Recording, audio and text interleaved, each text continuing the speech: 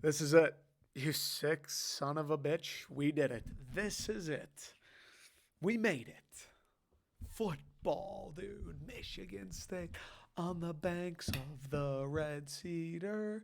There's a school that's known to all. If you're a Michigan fan, you can sing your song. I'm not going to do it for you because I'm not a crazy person, but you can sing your song.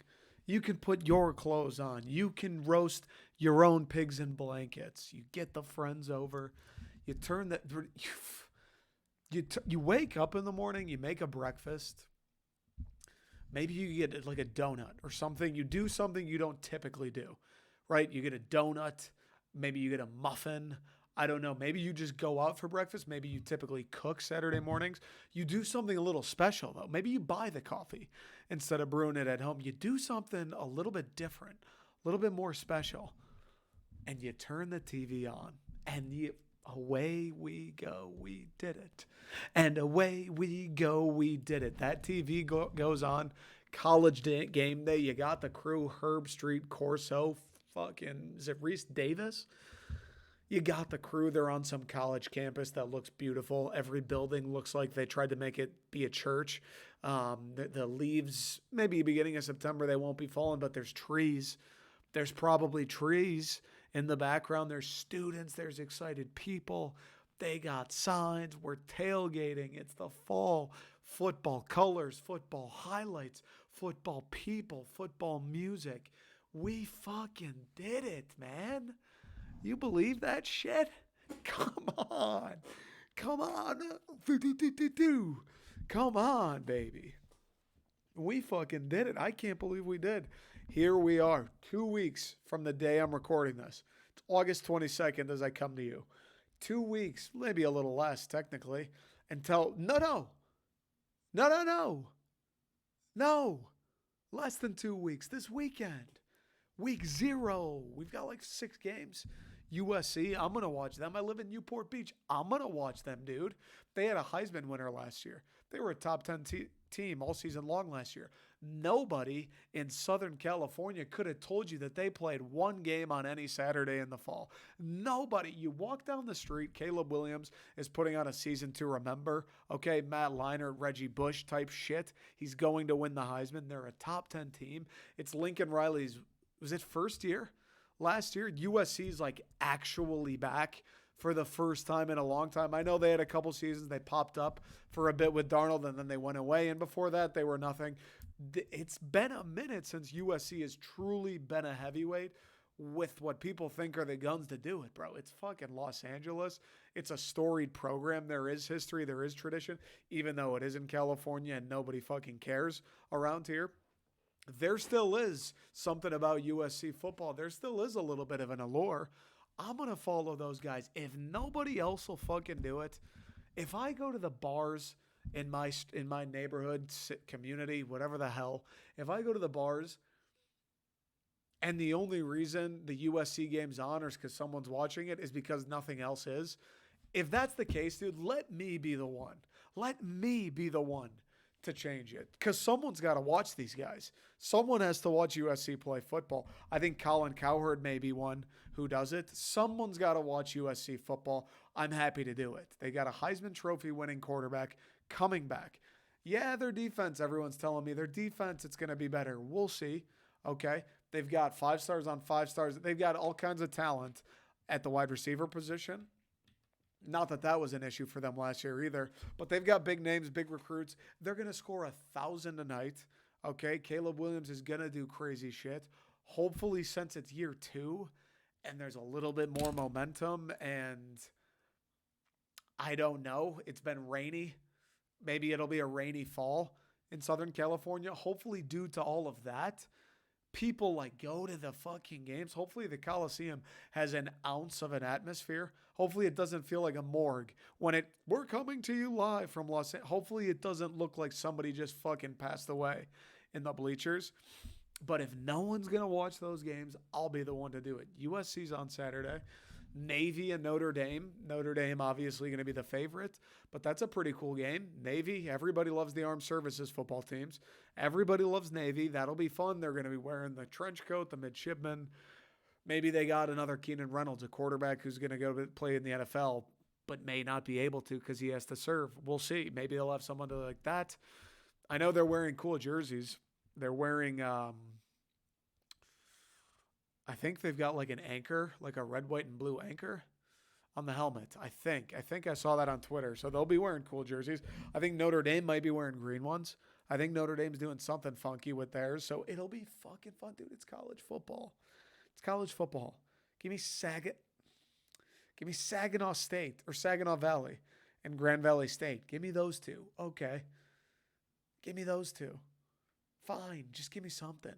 Navy, Notre Dame, that'll do. USC, that'll do. But 2 weeks about until the in-state teams get going. Until Michigan State on the banks of the Red Cedar. Michigan, you sing your song. And then, of course, we got the Detroit Lions, baby. Don't sleep on the Detroit Dan Campbell, MC fucking DC, Brad Holmes, well-oiled machine. This thing's rolling, so don't stop rolling because the good times keep rolling. Detroit football Lions. Don't forget about those guys either. Those guys are going to put on a little... They're going to put on a little something this fall. At least they fucking better. Or I'm going to be hanging from the bathroom. Do you understand? They fucking better. We're going to have some issues. No, they will. Not even worried about it. It's, they will. It's the Lions, you know? I'm not, do I seem worried? Do I seem paranoid of the past? Because I'm not. Do I seem a little bit vulnerable at the moment? That the Lions might take my sweet, supple little heart in their hands and squeeze that shit until it looks like plum juice? Am I a little nervous about that happening? No. It's the Detroit Lions, baby. They're going to show up for us. They're going to show up for this city. They're going to show up for that coaching staff. They know the hype, dude. We're 50,000 people at the preseason game. The Detroit Lions, they're going to back it up. They're going to walk it like they talk it. Walk it like they talk it. Drake, little known fact, Aubrey Graham was talking about the 2023 Detroit Lions when he brought that song to Migos. Everybody fucking knows that, dude. I'm not worried. It's the Detroit Lions. Big moments, big plays, big aspirations, and big time delivery. That's what the Lions are about. Don't ask my dad. Don't talk to any member of my family my age or older. Don't ask any of them what the Lions have done historically. Come on. Look, if it's not going to be now, it's never going to fucking ever happen. And I can't live with that being an option. Do you understand? I can't live with that being an option. I've started watching the Detroit Tigers. Football for like 3, 4, 5, however many months of the year, watching football is like the only thing I really watch on TV. For those 4 or 5 months, I either watch football or I just don't watch the TV that day. Maybe on a weekend, maybe Saturday night. Actually, there's probably football on. That's it. It's either I'm watching football or the TV's off for the next like 4 to 5 months. I can't live. I'm not going to sleep tonight. I got to go to work tomorrow, right? I'm supposed to wake up 6 a.m. We're hitting the gym because we're trying to get like this guy, the greatest ever do it, Novak Djokovic. I'm not going to sleep tonight if I go to bed thinking it's possible that the Detroit Lions don't get it done in the 1 year everybody in the fucking world. It's not just Lions fans. It's not just Lions radio. It's not just whoever. They hate us more than anybody, the hometown media publications. It's not just Detroit. Everyone's going, they got a fucking squad. NFL people, TV people, so-called experts. Everybody's talking about the Lions. You see it on Inside the Den, the YouTube series they do. There's a buzz in this feeling, gentlemen. It's different today, gentlemen. You can tell there's a feeling in the air, gentlemen. They're talking about shit where it's like, coming off last year with the context and the pieces that we kept, which was pretty much everybody, and the pieces that we added, which was only improvement. We lost Okuda. All right. Did we lose anybody else? Honest to God. Did we lose anybody else? Who'd we lose? DJ Chark. All right. And we just plug and play. We replaced half those guys. We're adding Brian Branch. We're adding Sam Laporta. We're adding Jack Campbell. We're adding Jameer Gibbs. To me, DeAndre Swift, okay, we got someone better. What's his name? Jamal Williams, okay, we got a better player. Like, we're every single place. We're improving. We're deeper. The top talent is higher end. You're hoping a guy like Aiden Hutchinson, year 2, that might be a fucking problem. MCDC, a guy who, look, I love him to death. You should too. He's gotten this thing going in Detroit, or at least he's got it on the cusp. He made a couple questionable decisions, dude. He made a couple decisions where you're like, God damn it, how much did you get concussed? He made a couple choices in games last year that you could, if you aggregated the sum of all of his questionable decisions, you could at least tack one loss to, hey, Dan, why'd you do that? What the fuck, Dan? Look, after your 7th cup of coffee, Dan, it actually is going to start to hinder your ability to think and process information. So maybe relax after the 6th. Dan, there was a couple moments. Love him to death. He's our guy. He's gotten this thing going. I trust him more than anybody else in the NFL on any sideline. I trust Dan Campbell more to lead this team to a successful season that ultimately ends with a playoff appearance more than anybody else in the NFL. The guys buy in. The front office likes him. The fans love the guy. Fucking really do. He made a couple decisions last year. You put them all together like a piece of Play-Doh, it equals 1. What the fuck? We lost that game because of you being a moron. It equals 1. That's probably fair. I think people could argue more than 1. We'll say it equals 1. That would have been the difference of making it in the playoffs. But I say all that not to shit on Dan, not to talk negatives, because the Detroit Lions don't have the word negative in their vocabulary. I say all of that to say you hope another year under his belt, a year coaching in close games, winning some of those close games. Dan hopefully figured out more. Hopefully there isn't any decision where you go, did our coach just cost us the game? Hopefully that happens 0 times over the course of the season. Everything points to these guys getting it done. And if you're telling me for 5 months of the year where all I want to do is just watch football, if I'm in front of a TV, put a game on, my favorite team that I've loved for whatever fucking reason since I was a kid, since the moment my brain worked, the moment I could store memory, I've just been obsessed with the Detroit Lions. Okay? And look, am I as obsessed now as I was when I was like 14? Probably not. Am I still going to be fucking pissed if they don't do something? Yeah, for sure. I still care a lot. So if you're telling me the one time in my life where everybody agrees, hey, this is going to be a season for the Detroit fucking Lions. If you're telling me I got to go into that season and go, look, the Lions of the past have done this. Look, until the Lions actually do it, I'm not going to have any faith. If you're telling me I got to go into that season, 26, first time in those 26. I got to go into that season with my head down, taking the piss, kicking the shit. It's the Lions, so we'll see. If I can't go in fired up, ready to go, believing in my guys, then I don't want it. I don't want any of it. I have to. There is no other choice. Of course I feel good about what the Lions are going to do. Of course I'm excited. Of course I have high hopes. Of course I think they're going to live up to those high hopes, to my high hopes, to yours, to people on ESPN's high hopes. I think they're going to win, 10 games, maybe 11. I think they're going to make the playoffs. Now, does that mean they win the NFC North?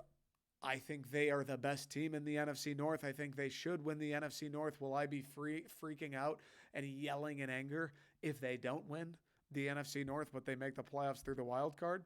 I won't be yelling. I'll be really fucking happy. I will be cheering quite a bit. Would I prefer they win the North? Yeah. I just can't go into a season like this without the utmost vibes. You know what? I can't be powered the fuck up, Energizer bunny of vibrations. I can't do that. I gotta be flying high. I gotta be. You ever seen a bird fly? Speaking of flying high, you ever see how they just coast, dude? Unbothered. Just don't even, unless you're food, they don't care. And no effort, just hanging out. That's how this Lion season's got to be for me. It's got to be just, let's fucking, it's going to go right as it's supposed to, dude. According to fucking plan. Let's do what we say we're going to do one time. I believe we will.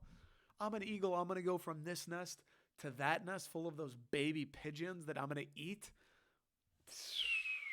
It's going. There's no pterodactyl picking me out of the sky.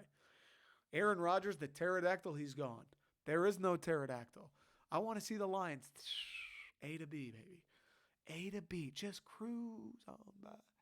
Coast on over there now. It's positive vibes. It's positive vibes. If you're a Michigan fan, it's obviously positive vibes. If you're a State fan, I think it should be positive vibes. I'd understand if you were a Michigan State fan and you came to me and you go, look, I just don't think State's going to be that good. In a world where that happens, down on your luck, just got laid off, girlfriend left you, parents don't like you. Tough go with things. And if you come to me and you go, look, man, it's just been dark lately, you know what I mean? Silver lining, it's more been like a gray lining. Like, it's just, life's got you on the fucking ropes. And you confide in me. I don't think State's going to be very good. I'd have a couple answers for you. I would. I don't have any hardcore proof. Nobody does. That actually would be impossible. If I did, I probably wouldn't be doing this. I'd probably be like 400 pounds laying on a beat. If I could tell you what was going to happen, I'd be rich, I'd be fat, I'd be gone. You know what I mean? But I can give you some reasons, some hypotheticals, a couple theories, dude. Ready? Newton, gravity, Nick Bradley, 8 and 4. You can do, there's a couple strings to be pulled, a couple avenues to be explored, my friend. A couple lanes of the mind that you quite haven't journeyed down just yet. 9 and 3 would be crazy. Let's start there. 9 and 3 would be crazy. That'd be outstanding. 10 and 2, unbelievable. 11 and 1, fuck you. 12 and 0, that's not going to happen. Okay? But 8 and 4. 8 and 4, it's not going to be easy. It's not even likely. But 8 and 4. If we got to the end of this season right now and you came back right here sitting next to me, I'd say, hey, buddy. And you go, look, man, shut up for a second. Michigan State's going to be 8 and 4 in 2023. I'd go, I could see it. I'd be surprised. I'd be happy. I go, but I think it's there. I think it's possible. I know how fucked up the schedule is, but I think it's there. I think it's an ideal, like, Mel Tucker, Michigan State, here we go catapult into the let's, now we try to fucking win everything every time. I think that's a season where I go, okay, 10 years, however many, when the story of Mel Tucker at MSU is written, I think 8 and 4, this year being a year where we look back and go, that's when they made it happen. That was the difference. That year was when it changed. I could see that. 7 and 5, I don't think that's terrible. Obviously, can't do that forever. It's not going to get the job done. I think that's possible too. 6 and 6, okay. Not my favorite. You made the bowl game. Let's recruit. Let's move on. 2024. We got to fucking go. Anything less than 6 and 6, though. 6 and 6. I know Michigan fans are saying, you're going to win 4 games. You're going to win 5 games. You might even win 3. I know there's people that hate us, hate Mel Tucker.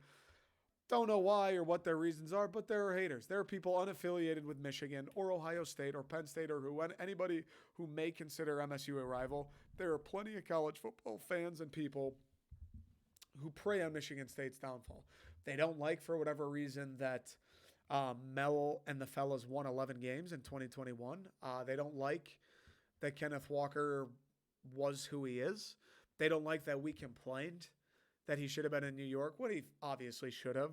I don't think they like that State fans got excited and puffed their chests after the 2021 season, which that's the whole point, right? Everyone told us in 2021 we were going to stink. We didn't. We beat Michigan. We beat Pitt. We beat Penn State.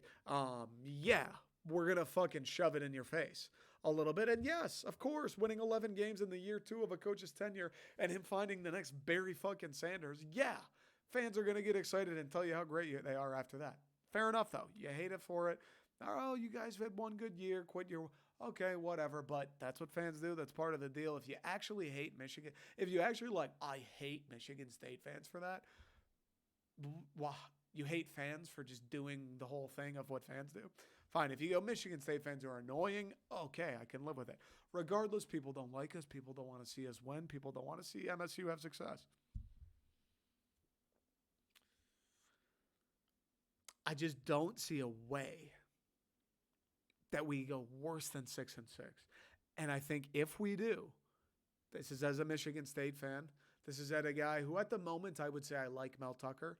I didn't know shit about him when we got him. I was fine with the hire. Obviously loved him through 2020 and 2021. But last year wasn't great. There is no sugarcoating that. Last year was not great. Last year was fucking bad, actually. Last year was bad. Okay?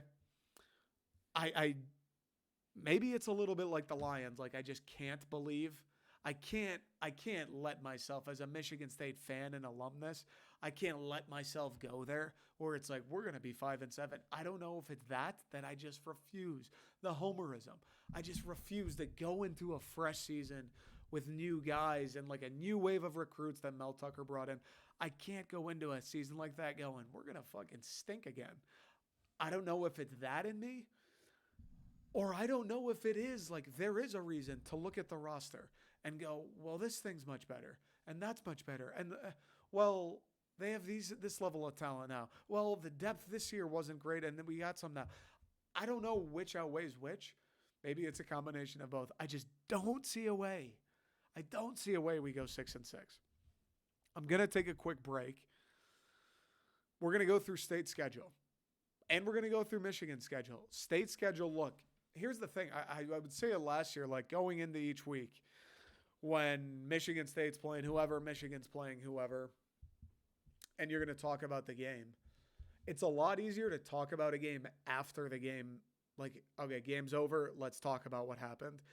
For me, at least, I'm not some analytical person. I'm not, like I said, I'm not a talking head who's like, well, look out. Central Michigan loves this running back, so look out for them to do. I'm not that guy. Analyzing these games, I'm like, dude, Central, we're Michigan State. We should smoke them. There's your analysis, right? I'm not going to get into the X's and O's. And even the year, like Michigan State, with that year we were good in 21. Obviously, Michigan was good. There was nothing else to say. Each time those guys played, each time State played, it was like, well, if we run the ball, we're probably going to win. Michigan, well, if they run the ball, and they should because they're all lines nuts, they'll probably win. So if they run the ball well, which they should, they'll probably win. So they'll probably win, and their defense is good. It's like there's – what do you analyze? Like MSU this year, defense can't be fucking dog water. If it's not dog water, I think they'll win some games. I think the offense will I think it'll be improved to last year. I don't think it'll be 2021. Hopefully, somewhere in between last year and 2021. But I think it's like if the defense is pretty good, I think they'll win some football games. Are they going to win a ton? No. Are they going to win 10? Probably not. They'll win some football. They'll win 7 games. Maybe they win 8 games.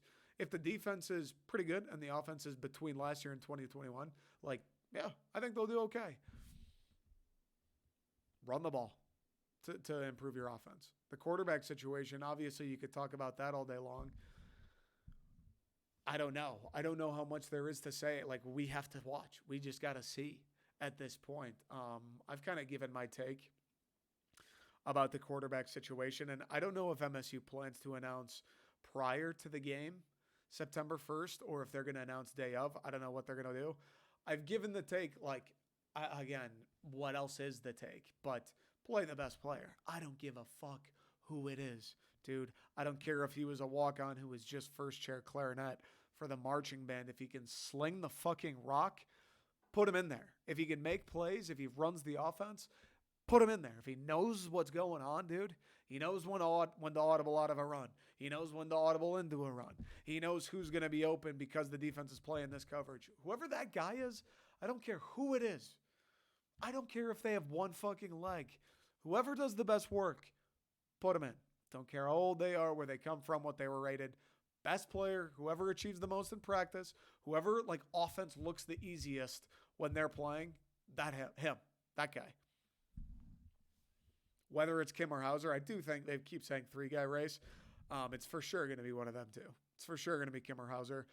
I feel like my gut at the moment, it feels like it's pretty even.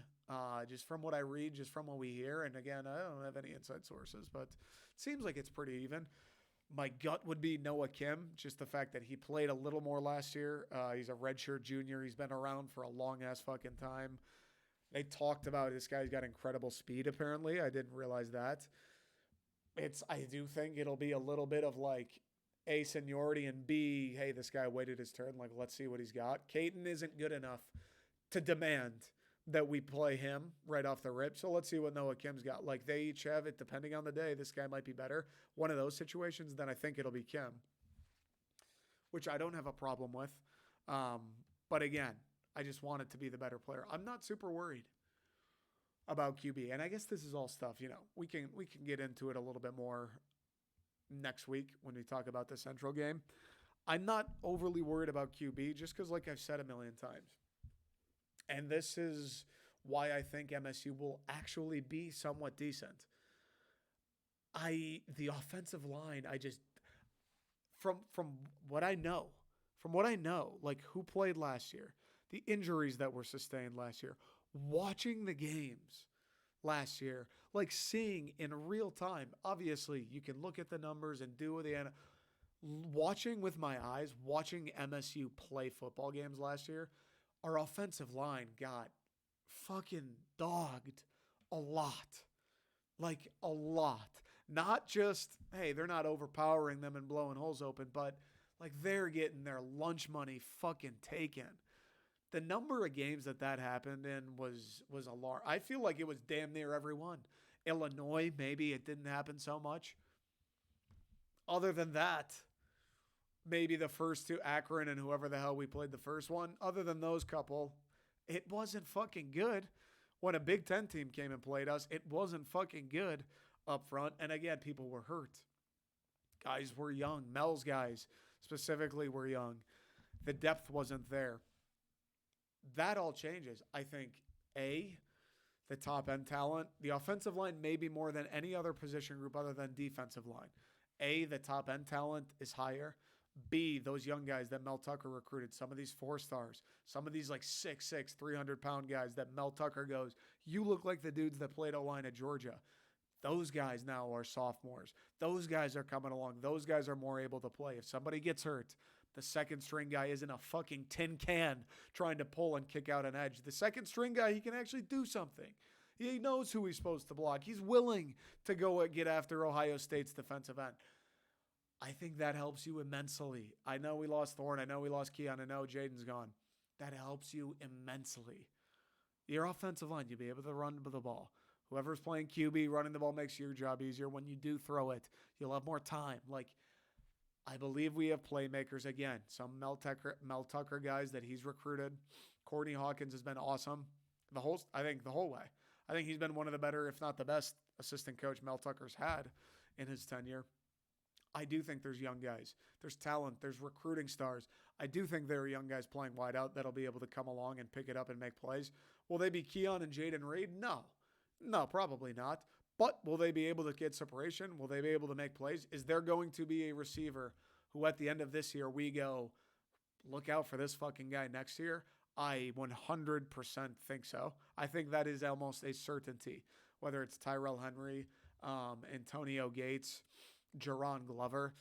I don't know who it will be, but I think it is almost a certainty there will be a receiver at the end of this year. We go, this guy is going to be a menace next season. Maybe multiple.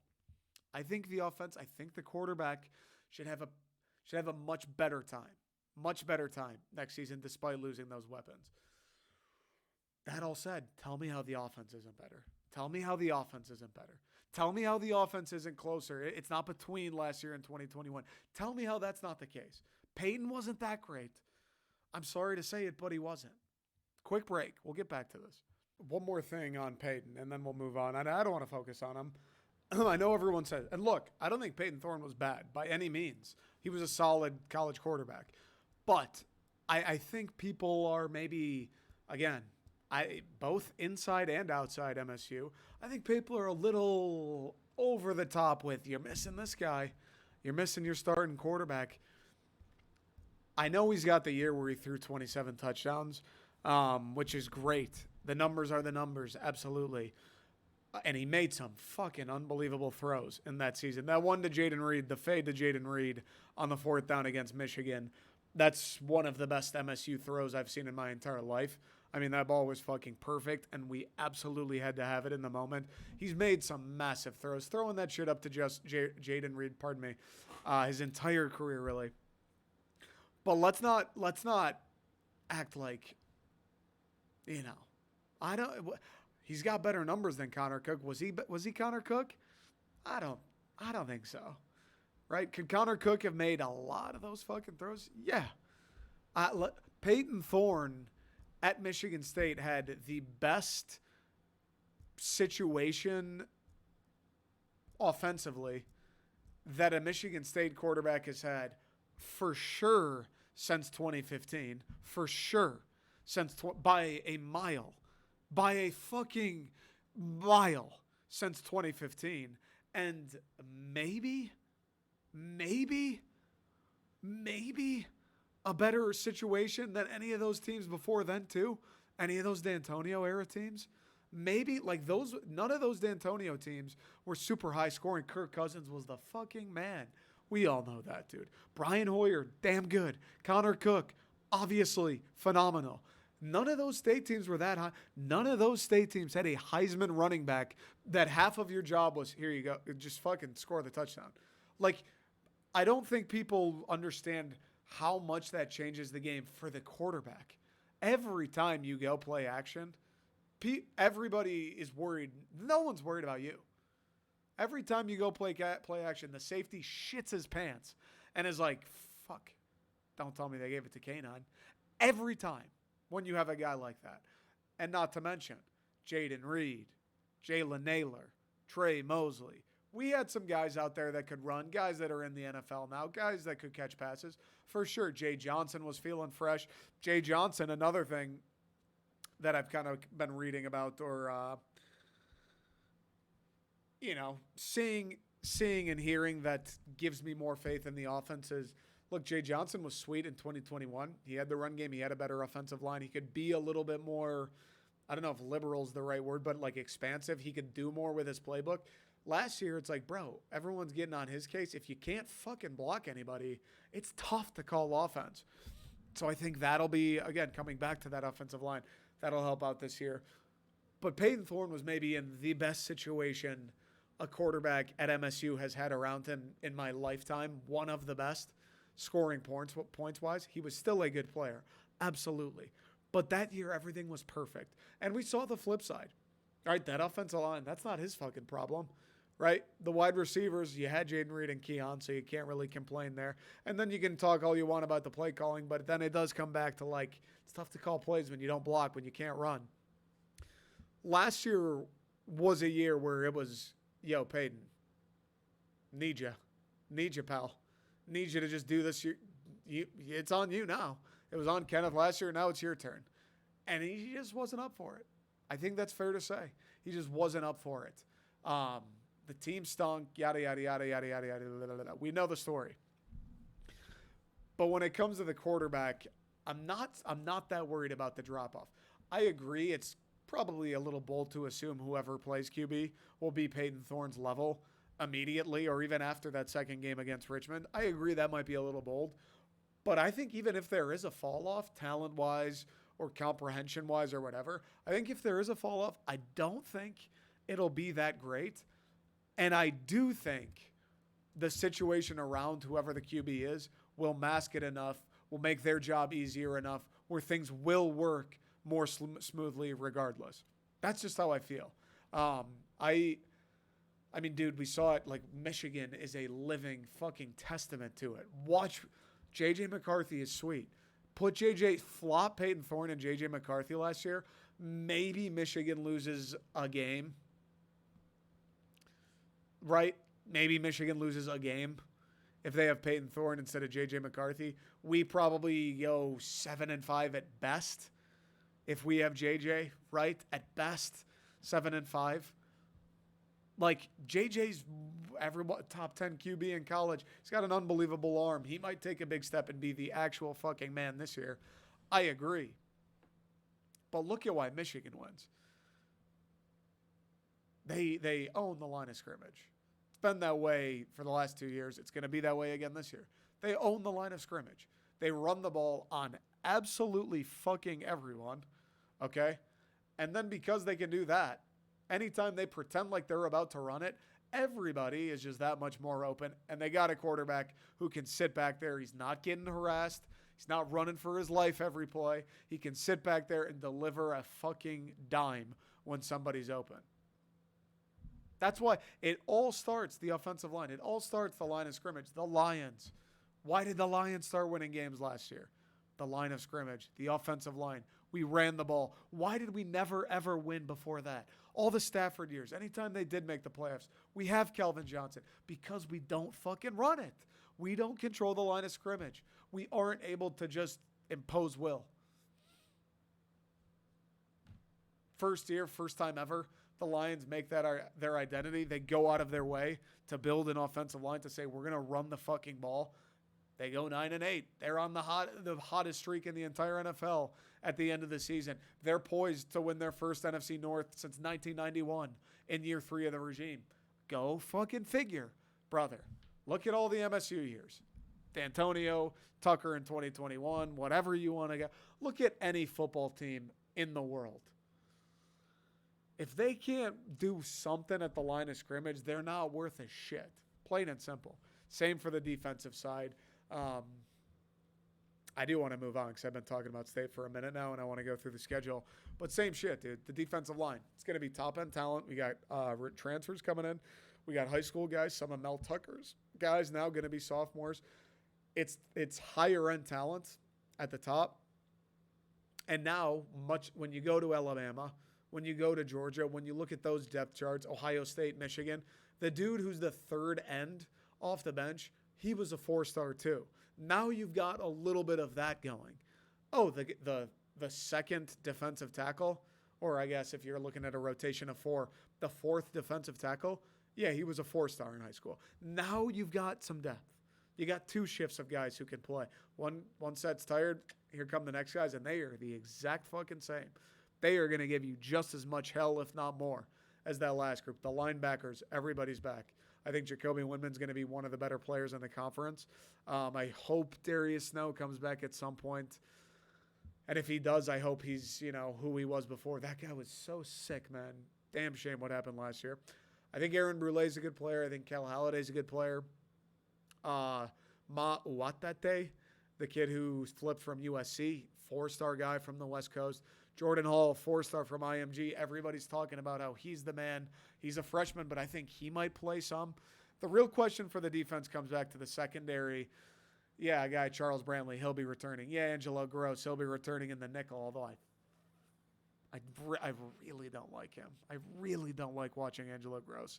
I really don't feel like he understands what Scotty Hazelton calls. Like, every time something would happen where State blows a coverage, or you're just going, what is that? What are we doing in the pass defense? It always felt like Angelo Gross is the fucking guy you're talking about. It always felt that way. I don't know. I feel like he's just proved he can't do the job. Now, I don't think he's going to be one of the starting safeties. He will be a guy who's like a rover, kind of comes down into the box. Maybe a little more, nickel, looking to play the run somewhat. Because I think he's good in the run game. He's a good tackler. He's a hard hitter. But it'll be who? Jaden Mangum, Malik Spencer at safeties. Mangum's a sophomore. I think Spencer's a sophomore. And then Dylan Tatum at the other corner, also a sophomore. Like, those guys are young. Those guys played a little bit last year. They played some. They haven't played a ton. When they did play, they got worked, which, trial by fire is what it is. I don't hate that. But they're young, dude. They got to learn what to do. They got to learn speed. They got to fucking, like, physically match up with the guys Michigan, Penn State, and Ohio State puts out. I do feel, but I felt going into last year this way, it can't get worse as far as the pass coverage goes. And they're similar to the way the offensive line complements the run game and obviously the QB. I think the defensive line's the same. Like our defensive line should be one of the better units in the conference. I think they're going to be like very good. Michigan's improvement barometer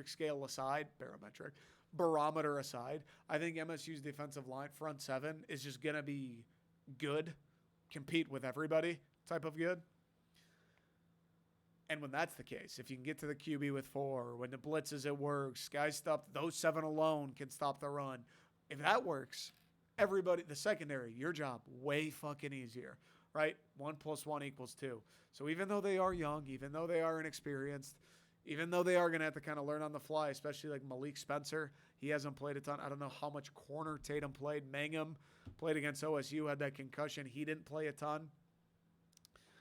It's way easier to do those jobs if you can get home with 4. It's way easier if you rush 5 and the blitz is there like that. It's a lot easier if you don't have to cover for 7 seconds because nobody in front of you knows how to rush the passer. It's a lot easier. It's a lot easier if you're not paranoid about the run because you know Jacoby Windman will sniff it out every single time. It's a lot easier. So with all of that said, I don't know how the offense isn't considerably improved. I don't know how the defense isn't considerably improved. And when you add that to the fact that we went 5-7 last year, I don't know how we don't go 6-6 or better. I don't know. I don't know how that works. Central Michigan, that's got to be a win. Richmond, that's got to be a win. Washington, now this is the big one. I've said it a few times. I think this is the game on the schedule where it's like, okay, let's see. I think if MSU wins this game at home, maybe the biggest home game other than the Michigan one last year, probably the biggest home game Mel Tucker has had at MSU. Actually, for sure, the biggest home game. The place is going to be buzzing. We are going to be hoping for something big. We know what's on the stake for Washington. We want fucking retribution. It's going to have vibes like that Oregon game in 2015. The place is going to be rocking. It's going to be a prove-it game for Mel. It's going to be a pivotal game for this team and this season, regardless of Mel and his tenure. That's a game. I know we'll be the underdogs. I know Penix did this, and this. I know the optics. I know what the line will be. And we'll say for the sake, we lose that game, fine. But that's a game I wouldn't be surprised if Michigan State wins. I think that's a game Michigan State is going to be in. We will 100%. That will be a game in the second half. I do think that is a guarantee. I do think it's like there's a fair chance State wins. Maybe that's 30%. Maybe that's 40%. I do think there's a fair chance State wins that game. And if State does win that game, this season could be a lot different than everybody expects. Let me just say that. But for now, we'll say we lose that game. Heisman candidate Mike Penix, he's the man. Our defense isn't quite there. Fine, we're 2-1. Next week, Maryland comes back home. I know Maryland's pretty good. I know Taulia. I'm a Taulia Tagovailoa guy.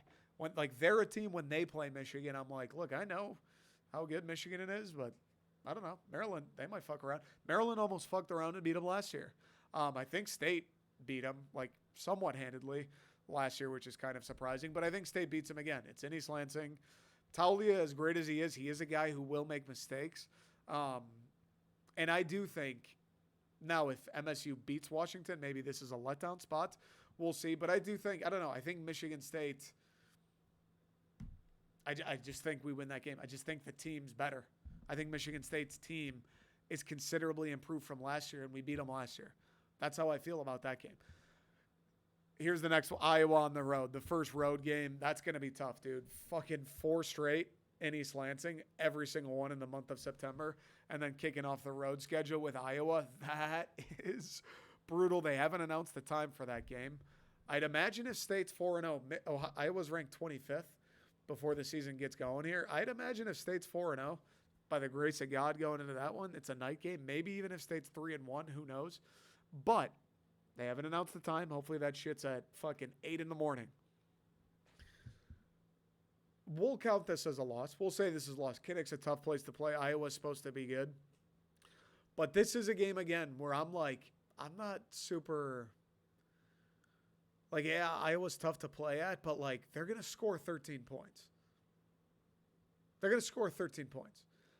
You could put prime Peyton Manning on Iowa's team. They're going to score 13 points. I know they got McNamara. I know they got Eric Hall. I know, dude, fucking Cade McNamara, wait on this. Bro, when's the last time Iowa has scored over 13 points a game in a season? When's the last time that's happened? I know they got Cade.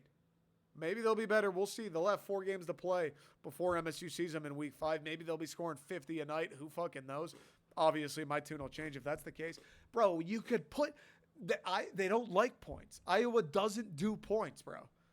If they score, if the number starts with a 2, they have to run sprints every day after practice that week.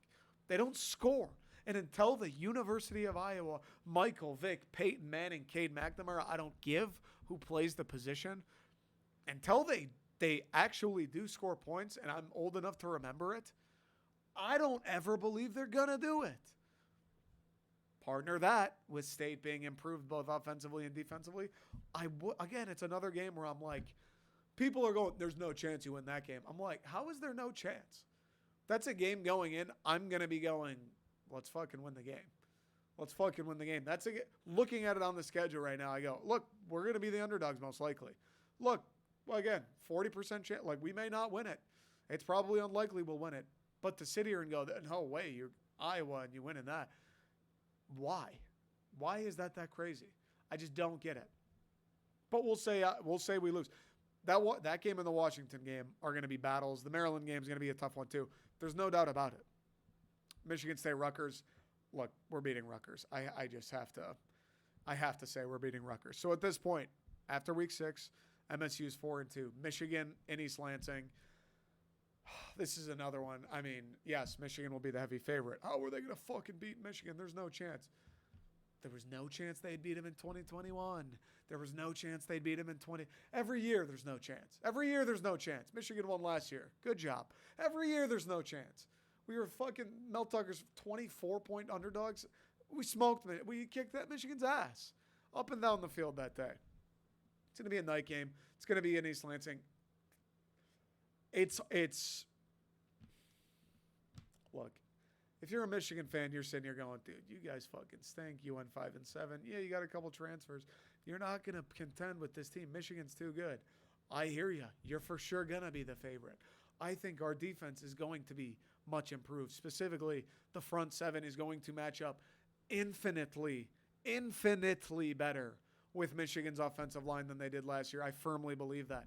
I think our offense will match up infinitely better, offensive line that is, with your defensive line. I firmly believe that. Will Noah Kim / Caden Hauser be built for it? Will they be up to the task? That remains to be seen. JJ's played in these games. He knows what it's about. We'll see if those guys get it done. Look, Michigan State's beaten Michigan in years where I will have thought MSU had less of a chance than this year. We'll say it's a loss for the sake of, I guess, somewhat integrity. Another game, if Michigan State won that game, I'd be sitting here going, I could see that. But we'll say it's a loss, 3-3. At Minnesota, win the fucking game. Nebraska and East Lansing, we're beating Nebraska. Ohio State, that's an L. Yeah, that's an L. 5-4. At Indiana, you got to beat Indiana. That's 6 wins. And then Penn State and East Lansing. We'll say it's an L, but another game. Wouldn't be surprised. We do well against Penn State. End of the season, maybe Penn State, depending on how their season's going, they're out of gas. They got nothing to play for. Maybe MSU's getting guys back. We're catching our stride. Maybe we're going for our 9th win. Maybe we're feeling good. Who fucking knows? But even if we lose to Penn State, that would make 6-6. We went 5-7 last year. I think we're going to be better considerably on both sides of the ball. I don't know how State doesn't go 6-6. Plain and simple. Let's talk Michigan. We already know what there is to say. See, that's the thing. It's almost a sad part. I'm curious, Michigan fans. How do you feel about, I mean, this is a stupid fucking question. How do you feel about being really good? How do you feel about having a team where the expectations to win the Big Ten and maybe win a natty? God fucking damn it. Obviously, you feel good. It's the dumbest shit I've ever said. Obviously, you feel good. This is what I'm talking about it with the Lions. Michigan fans, this is it. This is what you waited for forever, since World War II, bro. Since Hitler was taking Turkish baths. Obviously, you're excited. But the question I was going to pose, is it kind of sad being this sweet where you already know, like, there's nothing to even talk about? Like, if you're a Michigan fan who just can't get enough, dude, you're a blood-sucking little rat scurrying around the alleyways of Transylvania, and you just can't get enough fucking Michigan news. Who's on the depth chart? Who's playing well? Who's the up-and-coming freshman? You just can't get enough. Is it boring reading everything and everyone going, they're going to be fucking sweet? Michigan preview, going to win almost every game. Might lose one. Michigan season preview, if they lost two, it'd be a shocker. Michigan season preview, national championship or but. Is it tough? Like, there is no, hey, I think the defense will be back. Hey, I think this guy, it's just, we're it, dude. This is, roll out the machinery. There's nothing left to be said. Is it a little boring? Can't get your fix? I mean, dude. Look, Michigan formula, their formula is going to be the same. They're going to dominate everyone on the offensive line. They have two sick running backs who are going to hit open holes, make people miss, turn nothings into somethings. They got a QB who can throw. They got a QB who can run. They got a QB who now has played a full season of big-time games, high-stakes pressure games. They got a QB who I would assume will improve heading into this being his third junior season. We've got a QB who one of the few things he could really, clean up is kind of rash decisions, throwing the ball into traffic here and there. You would assume another year older, another year more experienced. That falls a little bit. You've got a defense who was awesome last year, who I think is bringing most people back. If I'm not mistaken, I know Mozzie Smith's gone, but I think quite a few coming back on the defense. You got two corners who are standouts. Whole secondary is borderline elite. Linebacking core is going to be great. Defensive line is going to be great. You love your defensive coordinator. I guess the one question for Michigan is, how do you replace Jake Moody? It's whoever that person is going to be up to it. Because Jake Moody was fucking huge last year. That Illinois game, bro. Don't forget about Jake Moody now. Jake Moody kicked like 20 field goals against State. You don't have Jake Moody. That might be a different game. Don't forget about replacing Jake Moody. I mean, that's the question. That's the big question for Michigan heading into the offseason. How do you replace the greatest kicker in school history? That's your biggest problem. Harbaugh, I guess they self-impose a suspension for the first 3 games. East Carolina, UNLV, and Bowling Green. He was gonna self-impose it for the first 4, but Rutgers was too threatening an opponent to do that, so they cut it to 3. Look, Michigan's gonna be unreal, dude. It's never gonna change that I hope Michigan loses every single time they play anything. Like, that will never in my life change. Anything. A chess match. I hope you get fucking killed. Anything. I'll talk about football. Like, I'm a normal person. I'll talk about football. Michigan's gonna be fucking stacked. If they lost 2 games, if they go 10-2 in the regular season, that is a overwhelming disappointment, I would say. Which is, if that does happen, Michigan fans, you should take a minute right now and just think about how far you come. Think about where you're at. If that does happen, where you go 10-2 and everyone's bummed out, people are pointing fingers, this is the worst, I can't believe it ended like this. Take a moment right now. Like, stop and smell the roses. Just fucking A, I'm congested. Do you hear that? So congested, but if you can smell, just take a whiff of those roses. Ooh. 10-2 is a massive disappointment for you this year. Think about where you're at. 10-2 is a massive disappointment for you this year. I'd like to think we're friends, even if whoever's listening is a Michigan fan. My overwhelming disappointment is 4-8. 4 games, and I'm like, what the fuck? You're gonna have the same reaction if you win 10. If my team won 10 this year, I'd go, that was an unbelievable season. That is an unbelievable year. It's an unbelievable job. Just take that in for a second. They lose one game, it's a bummer, but it's the Big Ten. It's the Big Ten. Losing a game, like anytime you go 12-0, that is a feat. It is so hard to go undefeated in college football, regardless of the division, the conference you play in. It is a lot harder to go undefeated in college football when you're in the Big Ten East. Now, granted, Michigan didn't go out and schedule a heavyweight in the non-conference this year, which, people are going to go both ways on that all day long. Whatever, I don't fucking care. If you schedule them and you win that game, it doesn't matter. If you schedule it and you lose that game, it might matter. So I can't really blame them for not scheduling them. All right. East Carolina, going to be 80-0. UNLV, 84-0. Bowling Green, that might be 100-0. And then we get into the real meat of the schedule. Rutgers in Ann Arbor, 60-0, 50-0 maybe. I hear Rutgers is pretty good this year.